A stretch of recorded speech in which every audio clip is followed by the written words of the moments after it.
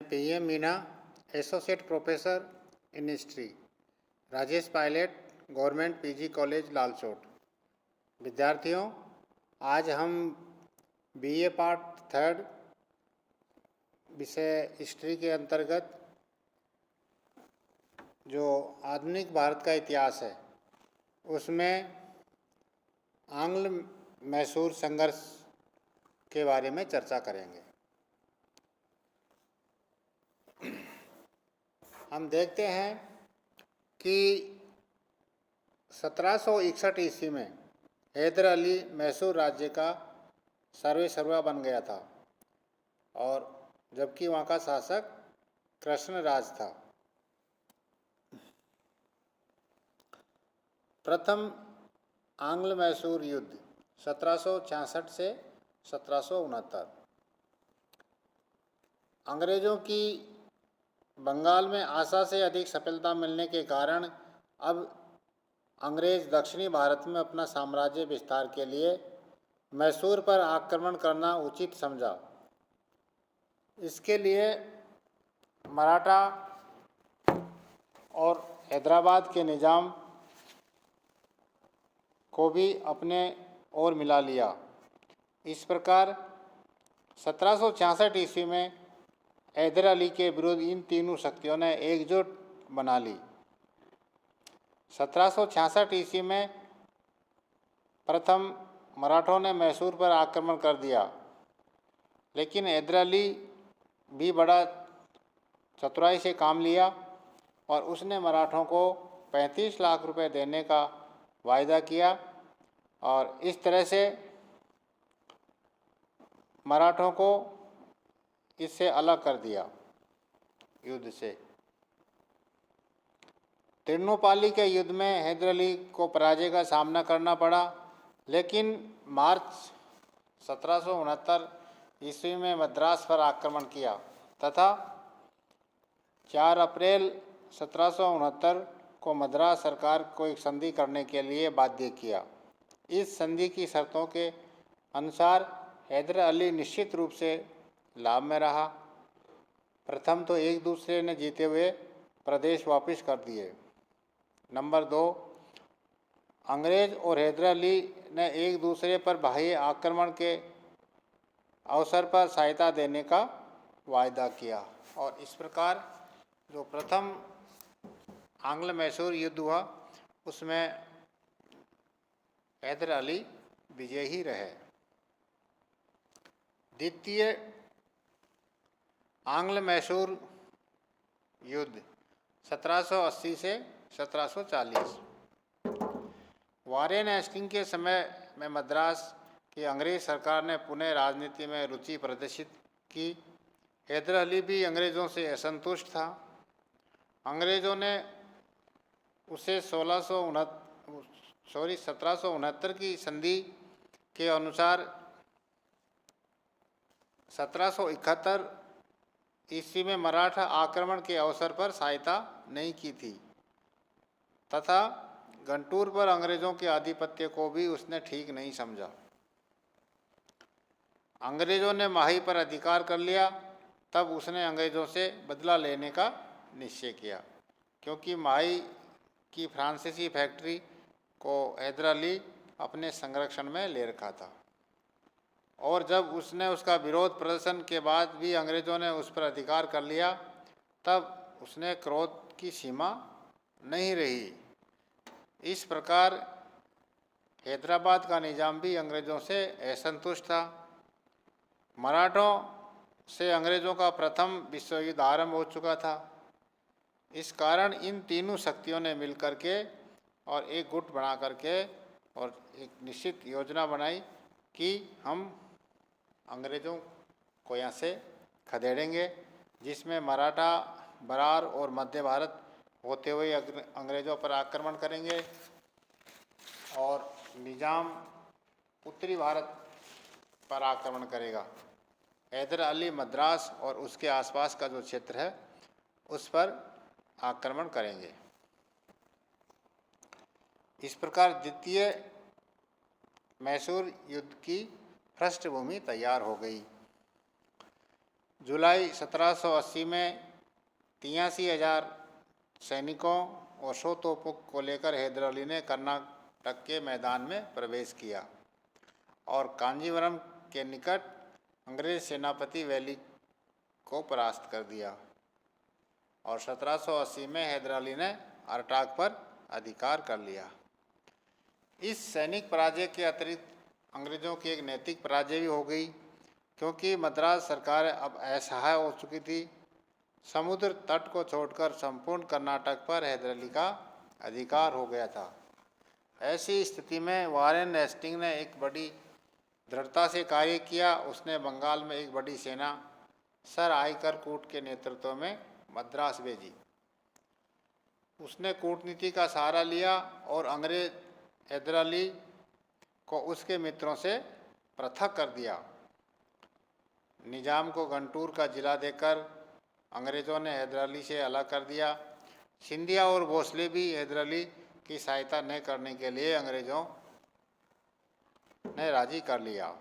इस प्रकार अब हैदर अली अंग्रेज़ों से युद्ध में अकेला रह गया।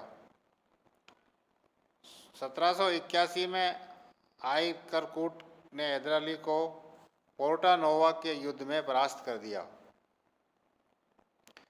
हैदर अली को सोलिंगपुर के युद्ध में परास्त कर दिया, लेकिन पोलीलूर के युद्ध में कोई निर्णय नहीं हुआ। अब 1782 में फ्रांसीसी जलबेड़ा हैदर अली की सहायता के लिए मद्रास पहुंच गया और फ्रांसीसी बेड़े ने कुंडालोर और त्रिनोपाली पर अधिकार कर लिया। 7 मई 1782 को हैदर अली की मृत्यु हो गई। अब उसका नेतृत्व उनका पुत्र टीपू सुल्तान ने युद्ध का मोर्चा संभाला, लेकिन 7 मार्च 1784 में मंगलोर की संधि से युद्ध समाप्त हो गया। इस संधि के द्वारा दोनों पक्षों ने एक दूसरे के जीते हुए प्रदेश वापस कर दिए और युद्ध बंदियों की अदला बदली कर दी। तृतीय आंग्ल मैसूर युद्ध 1790 से 1792 में लॉर्ड कॉर्नवालिस भारत में आया और उसने अनुभव किया कि मैसूर राज्य के साथ अंग्रेज़ों का संघर्ष अवश्य ही है। टीपू सुल्तान भी अंग्रेज़ों के विरुद्ध सहायता प्राप्त करने के लिए अपने दूत फ्रांस और तुर्की के सुल्तान के पास भेजे। दिसंबर 1789 ईस्वी में टीपू ने ट्रावनकोर के राज्य पर आक्रमण किया, जो अंग्रेज़ों का मित्र था। टीपू का ट्रावनकोर के राजा से पुराना झगड़ा था। ट्रावनकोर पर टीपू का आक्रमण अंग्रेज़ों को टीपू के विरुद्ध युद्ध करने का बहाना मिल गया। मैसूर पर आक्रमण करने से पहले कॉर्नवालिस ने इस बात की व्यवस्था की कि मराठा या निजाम किसी कारण टीपू का साथ देने को तत्पर न हो जाए। अतः 1 जून 1790 में मराठों के साथ और 4 जुलाई 1790 में निजाम के साथ संधियां की। इसके अनुसार दोनों ने अंग्रेज़ों को सैनिक सहायता देने का वायदा किया और ये भी निश्चय किया कि युद्ध के पश्चात जीती हुई भूमि को वो आपस में बांट लेंगे। टीपू सुल्तान युद्ध में अकेला पड़ गया, क्योंकि उसे फ्रांस ने भी कोई सहायता नहीं की। टीपू और अंग्रेज़ों का ये युद्ध प्राय 2 वर्ष चला। आरंभ में जनरल मिंडोज के नेतृत्व में अंग्रेज़ों का आक्रमण विफल रहा, जिसके कारण 1790 ईस्वी में स्वयं कॉर्नवालिस ने सेनापति का पद संभाला। नवंबर 1791 में टीपू ने कोयम्बटूर को जीतने में सफलता प्राप्त की, लेकिन इसकी शक्ति कॉर्नवालिस के सामने क्षीण होती जा रही थी। कॉर्नवालिस ने श्रीरंगपट्टनम के मार्ग के सभी पहाड़ी किले को एक एक करके अधिकार कर लिया और फरवरी 1792 में वह श्रीरंगपट्टनम के किले की दीवार तक पहुंच गया। हताश होकर टीपू ने संधि की बातचीत करनी पड़ी और मार्च 1792 में श्रीरंगपट्टम की संधि हो गई। इस संधि के अनुसार टीपू का आधा राज्य अंग्रेजों ने छीन लिया और उसका बड़ा भाग निजाम और मराठों को प्राप्त हुआ। अंग्रेजों ने कुर्ग के राजा पर आधिपत्य कर लिया। टीपू को 30 लाख पाउंड युद्ध हर्जाना देना पड़ा और भविष्य की सुरक्षा के लिए उन्होंने अपने 2 पुत्र अंग्रेजों को सौंपने पड़े। चतुर्थ आंग्ल मैसूर युद्ध 1799 में। तृतीय मैसूर युद्ध में टीपू को जो अपमान और पराजय हुई वह उसे भूलने वाला न था। उसने अंग्रेजों से मुकाबला करने और अपने किलेबंदी को सुदृढ़ करना आरंभ कर दिया। सेना में सुधार किया, विद्रोही सरदारों को दबाया।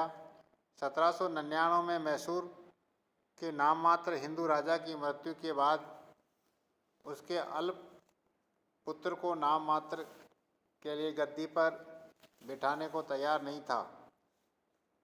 टीपू ने अरब, काबुल, टर्की, मॉरिस अपने राजदूत भेजे।